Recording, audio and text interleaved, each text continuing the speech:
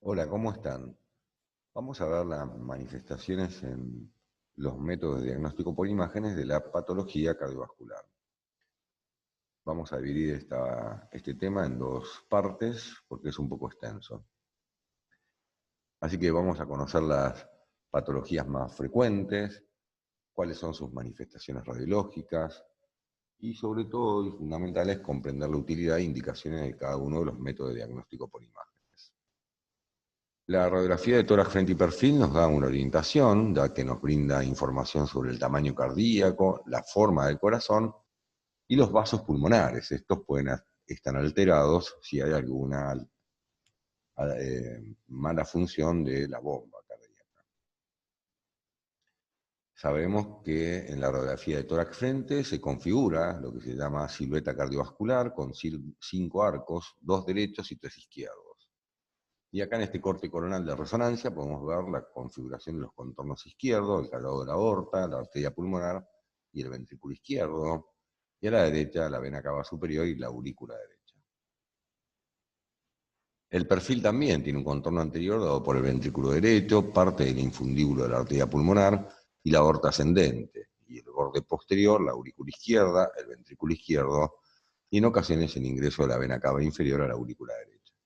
Observen la correlación que existe entre la silueta cardíaca, cardiovascular en la radiografía y el corte cadavérico. El corazón tiene una disposición oblicua, con una base posterior y un vértice o punta dirigida en dirección anterior, inferior e izquierda. Así que las cavidades tienen una disposición espacial. La más posterior es la aurícula izquierda, como vemos aquí. La más anterior es el ventrículo derecho.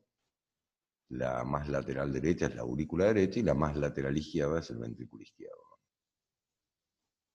También conocemos que podemos tomar un índice denominado cardiotorácico que relaciona el diámetro transverso del tórax con el diámetro transverso cardíaco y que su valor normal es igual o inferior a 0,5. Nos da idea del tamaño cardíaco.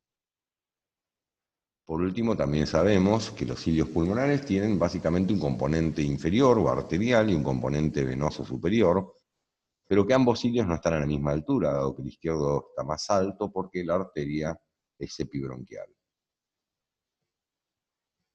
Además del corazón, tenemos que estudiar los lechos vasculares, arteriales y venosos, y acá les he puesto varios estudios, hay un montón de estudios, y una línea amarilla. De la línea amarilla hacia la izquierda son estudios no invasivos, y coloqué allí angioresonancias, angiotomografías, que requieren inyección de contraste intravenoso en una vena periférica.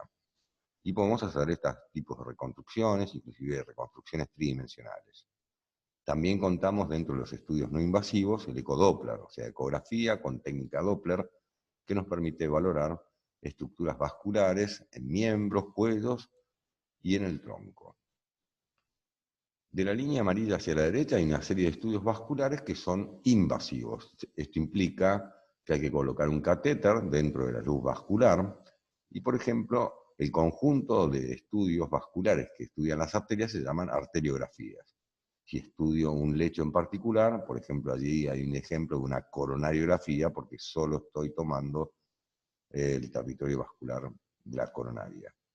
¿Pero qué es esto? Bueno, necesito colocar un catéter dentro de la luz vascular, entonces en el caso de las arteriografías, ingreso por la arteria femoral, sigo con el catéter por dentro de la luz a la arteria ilíaca externa, a la arteria ilíaca primitiva, aorta, y llego, por ejemplo, al ostium de la arteria coronaria para hacer una coronariografía. En otras ocasiones necesito valorar territorios venosos, y ahí tienen un lindo ejemplo de una cabografía, en este caso inyecto el contraste. Recuerden que son estudios radiológicos y con lo cual el contraste que usamos son los contrastes iodados. Lo inyecto en territorios venosos de miembros inferiores para poder teñir la luz de la vena cava inferior. Pero como dijimos, el corazón tiene una disposición oblicua, y con lo cual, digamos, los distintos estudios que vamos a ver a continuación, como es el ecocardiograma, el SPECT y la resonancia, utilizan cortes oblicuos. Así que si el corte que toma el eje de la aurícula y el ventrículo, esto se le llama en eje largo. Toma un corte en el eje largo y toma la aurícula y el ventrículo, como vemos en el esquema acá. Si los cortes son perpendiculares al eje largo, se lo llaman eje corto, perdón, son cortes que son perpendiculares al septo interventricular, y vamos a ver así, el ventrículo derecho y el ventrículo izquierdo. O una vista que se denomina en 4 cámaras, donde puedo ver las 4 cavidades cardíacas. Como vemos en esta imagen de ecocardiografía, donde reconocemos el ventrículo derecho, el ventrículo izquierdo, el septum interventricular, la válvula tricuspidia, la válvula mitral, la aurícula derecha, la aurícula izquierda y el septo interauricular. Pero bien, estos son los métodos en general. ¿Y cuáles son las enfermedades que comprometen este apartado? Bueno, la más importante es la enfermedad miocárdica isquémica, y es la principal causa de muerte en personas adultas y ancianos en países desarrollados. Incluimos en este apartado la angina de pecho estable, la inestable y el infarto agudo de miocardio. Recordamos que estos pacientes van a tener, además del cuadro clínico, alteraciones electrocardiográficas con desnivel del ST y incremento de las enzimas por el infarto, y frecuentemente tienen estenosis coronaria en un 75%. Pero ¿cómo estudio este grupo de pacientes? Bueno, lo que indico es SPECT, que es la tomografía por emisión de fotones únicos, que me va a dar una idea de la perfusión del miocardio. Y esto lo voy a hacer en reposo, con el paciente en reposo, o con esfuerzo. O sea, le hago hacer bicicleta, o caminar en una cinta, o lo puedo hacer ese esfuerzo con fármacos. Algunos fármacos que inyecto al paciente y con lo cual provoco estrés en el miocardio. Utilizo básicamente algunos radioisótopos como el tecnesio 99 y el talio 201, e inclusive hay algunos estudios realizados con anticuerpos antimiocinas marcados.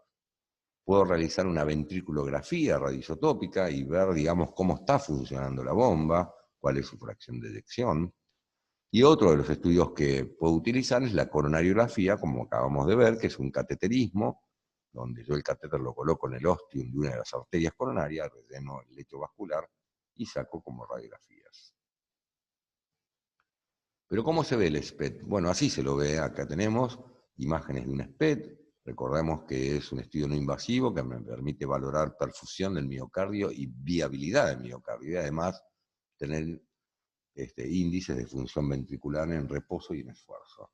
Y en las imágenes de eje corto podemos ver estos circulitos, desde el ápice hasta la base, pero vemos acá un área donde el radiofármaco no se fija, e implica que acá hay una zona de infarto. O como vemos aquí, un área que no se fija el trazador, y con lo cual vemos una zona de infarto del miocardio.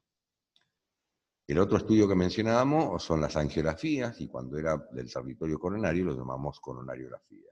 Por supuesto que es invasivo porque requiere cateterismo, usamos radiación ionizante, utiliza contrastes iodados.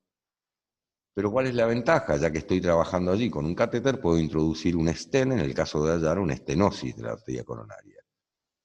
Si yo el catéter lo coloco dentro de las cavidades cardíacas y inyecto contraste, puedo hacer una ventriculografía, pero además tomar las presiones dentro de las cavidades cardíacas. Pero ¿cuáles son las complicaciones de este grupo de estudios, que son cateterismos? Entonces puedo tener un hematoma en el sitio de punción, por ejemplo acá en la ingle, donde introduje el catéter. El paciente puede tener cuadros de hipotensión, reacciones adversas al medio de contraste iodado, embolias, trombosis, infección o fístula arteriovenosa. Inclusive, miren ustedes que aunque la tasa de mortalidad es baja, existe siempre un riesgo, porque además son pacientes complejos, digamos, ¿no?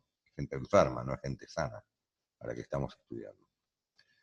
Pero la coronariografía, ¿qué hace? Bueno, tiene que estudiar las dos arterias que tenemos. La izquierda, que básicamente irriga la cara anterior y lateral, y la derecha, que irriga la cara basal y posterior del corazón. Recordamos además que la coronaria izquierda tiene dos ramas, la descendente anterior y la circunfleja. De todas estas, la que frecuentemente provoca infartos y está comprometida en los infartos porque tiene estenosis es la descendente anterior, y la que le sigue es la coronaria derecha. Entonces, ¿cuándo indicamos coronariografía?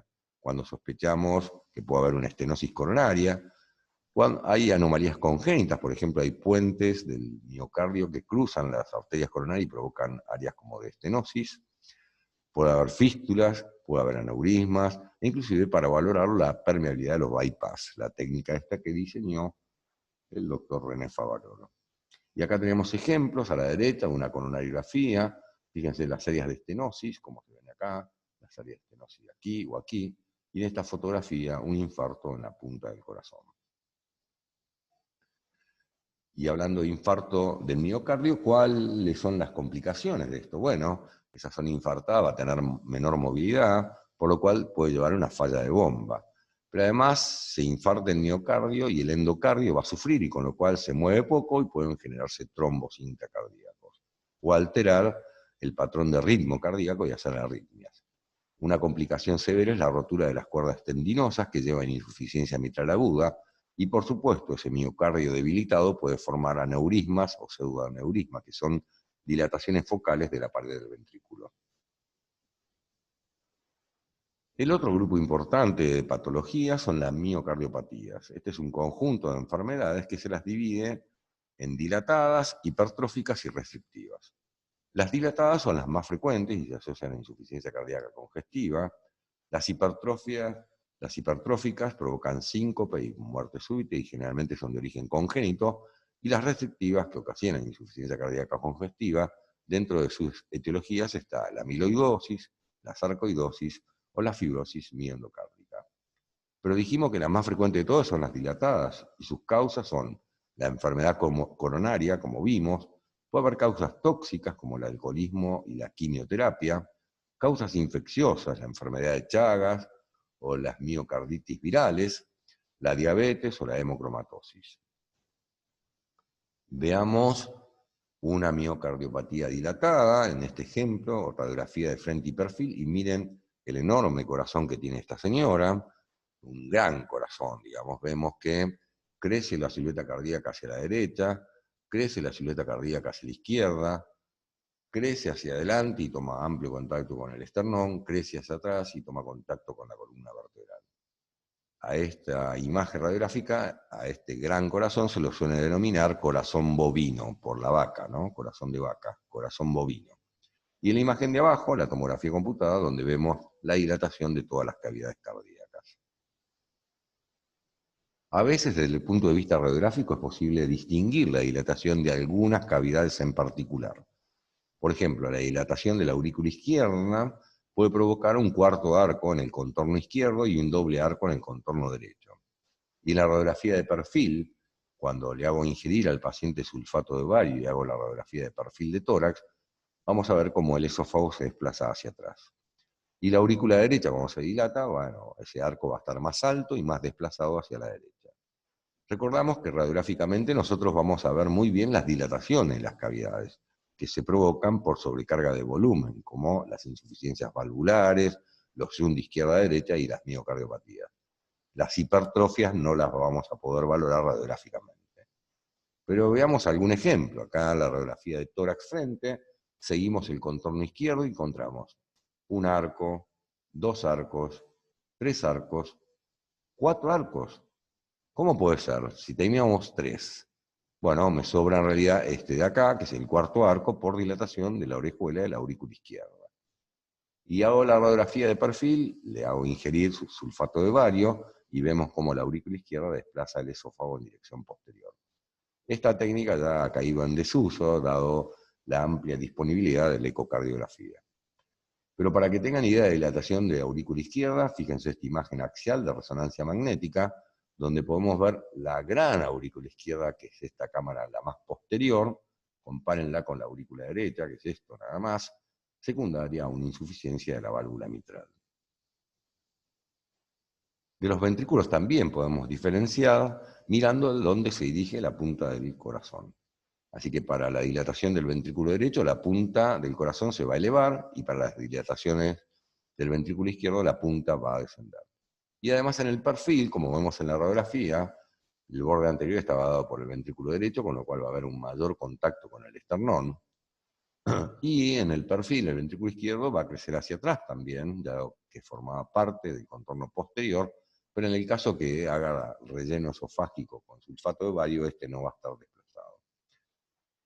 Quiero mencionar acá que nosotros vemos y podemos valorar desde el punto de vista radiográfico las dilataciones de las cavidades, pero no podemos determinar las hipertrofias del miocardio.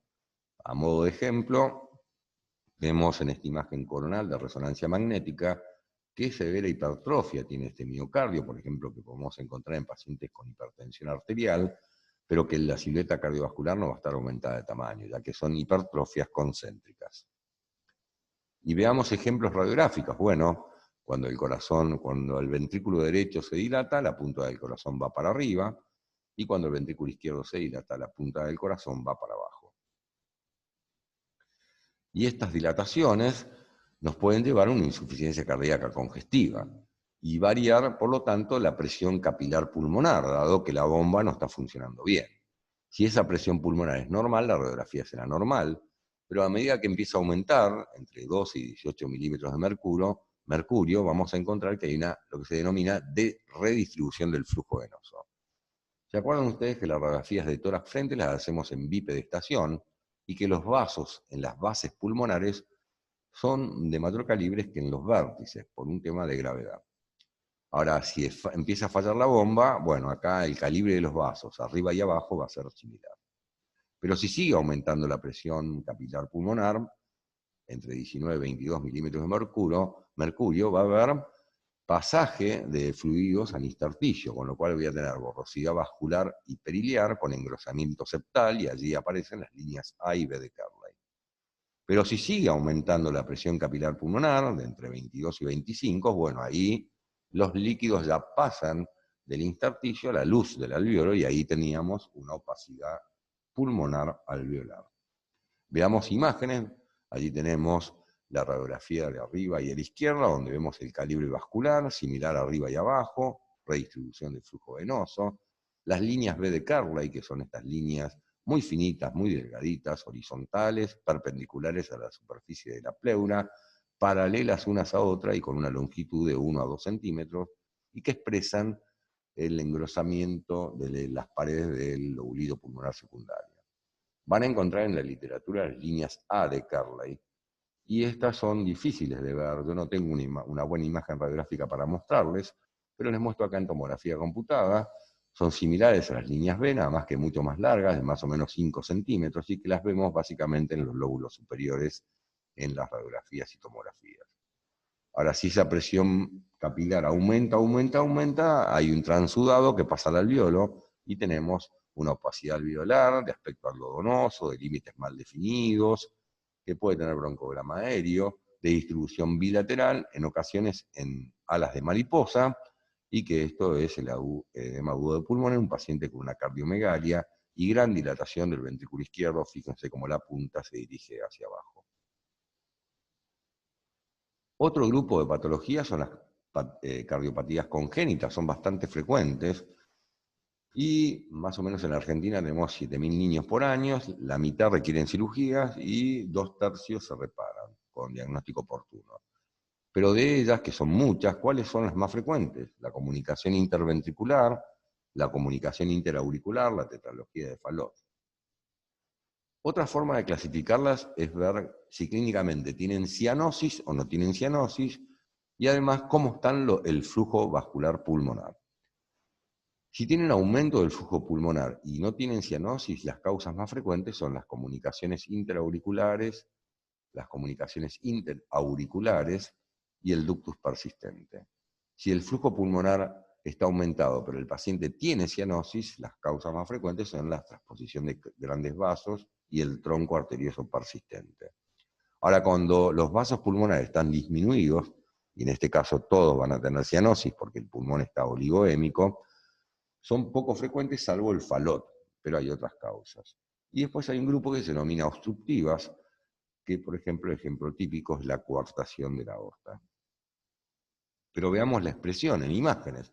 Bueno, la más frecuente, la comunicación interventricular, que representa el 20% de estas cardiopatías congénitas, es un cortocircuito de izquierda a derecha. Desde el punto de vista radiográfico, ¿qué vamos a tener? Bueno, una cardiomegalia.